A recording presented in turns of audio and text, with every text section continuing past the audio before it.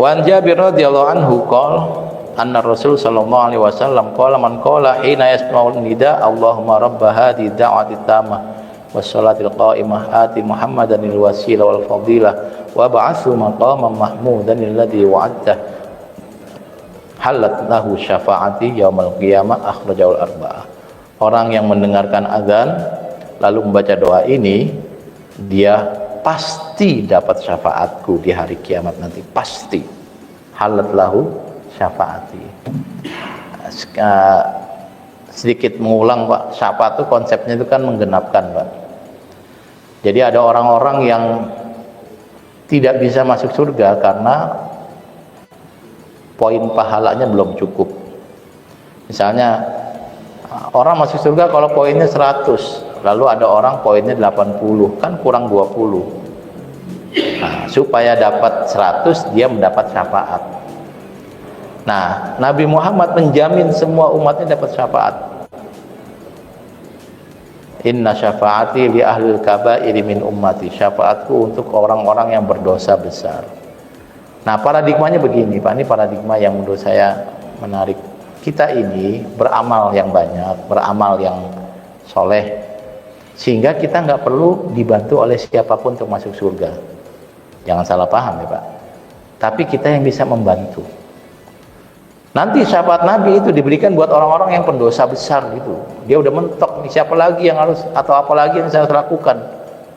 Tapi kemudian dia punya Nabi, Nabinya yang akan membela. Saya dari dulu bilang, saya berharap nanti di hari kiamat bisa bantuin Nabi ngasih syafaat, bukan minta saya. Karena itulah kita berusaha beramal soleh. Nah, orang-orang yang membaca doa setelah adzan itu pasti orang soleh Pak, karena dia mendengar adzan. Ya kalau ya orang soleh itu siapa? Ya kayak kita inilah yang adzan dengar itu lalu baca doa Allahumma rabb hadhihi da'wati tammah wassalatil qa'imah.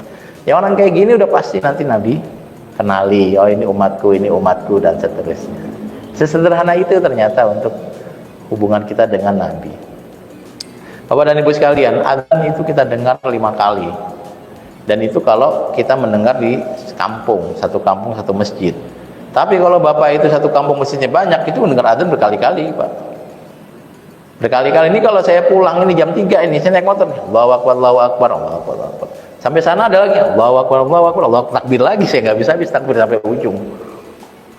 Maka kita itu Pak, kita itu mungkin, bukan mungkin, kayaknya orang kayak kita nih, saya membaca Bapak yang ada di sini. Lafal yang paling banyak kita sebut adalah Allah, paling banyak, tanpa Bapak sadari, Kita mau makan baca Bismillah, Allah lagi.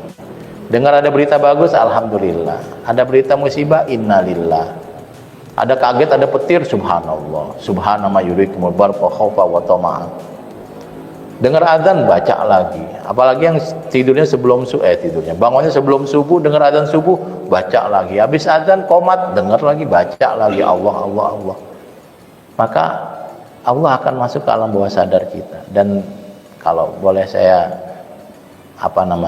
menyampaikan betapa bahagianya kita adalah mungkin itu tadi. Lafal yang paling banyak yang kita baca adalah Allah. Sehingga ketika kita dalam kondisi paling mendesak, yaitu sakaratul maut, yang keluar adalah lafal Allah. Bapak tuh kalau alam bawah sadarnya adalah Allah, nanti pas kondisi yang sangat mendesak, ya Allah gitu. Itu kadang-kadang keluar mulut itu tanpa kita sadari dan alami, dan mungkin gambaran nanti yang akan keluar dari mulut kita ketika sakarat adalah Allah. Entah lengkap la ilaha illallah atau ya Allah, Allah gitu. Dan itu yang kita lakukan. Nyicilnya dari sekarang lah ya. Dari azan. Ini bab azan dalam aspek fikih, tapi kita melebar kemana-mana.